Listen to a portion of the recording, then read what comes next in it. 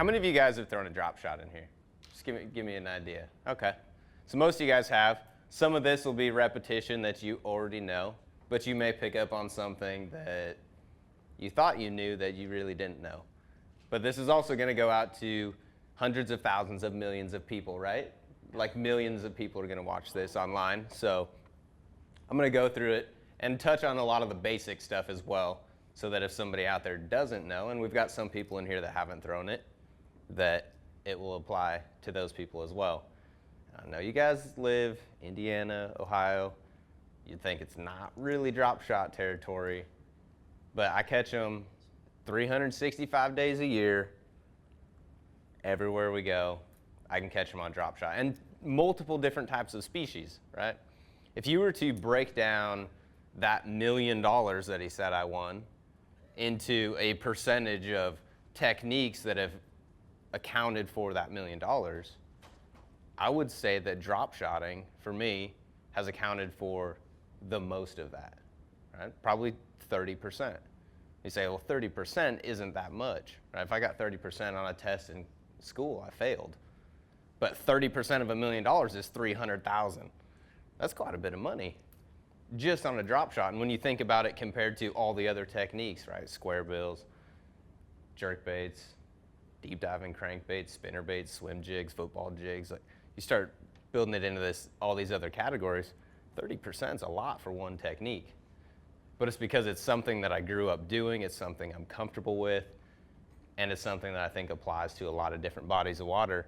So for me, I can catch fish in the spring in 6 inches of water, and I've caught bass as deep as 75 foot of water on it, and I've caught lake trout in 180 foot of water on it. The only difference is that you just change your weights, your lines. Pretty much my rods and my lines actually stay the same. You're just changing hooks and baits and maybe weights a little bit. So we're gonna go through. We're gonna actually talk about like different types of covers and structures that I fish different times of year, right? Springtime, summer, fall. Like, what am I gonna target with the drop shot? What kind of baits am I gonna fish for those?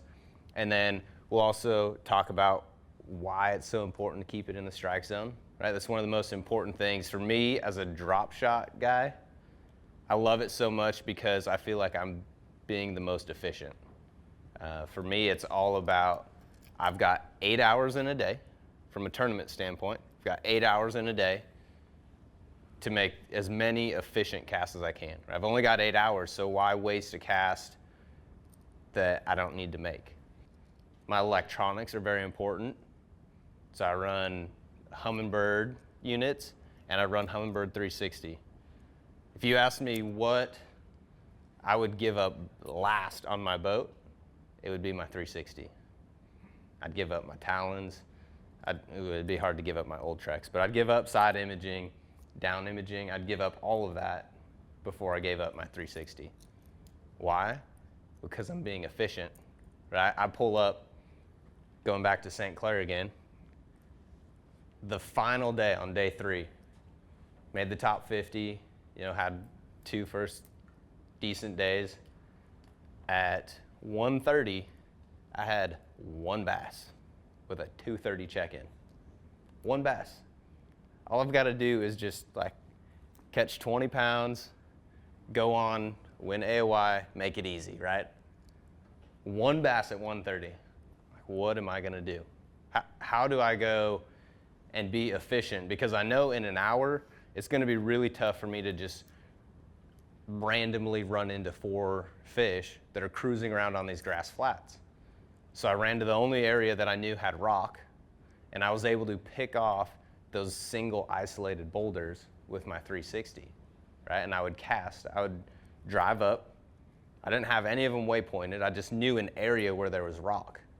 I thought that was my best chance to be efficient. I'd roll up, drop the trolling motor, and I'd just start moving around. And the whole time, I'm not gonna just stand there and wait. I'm casting.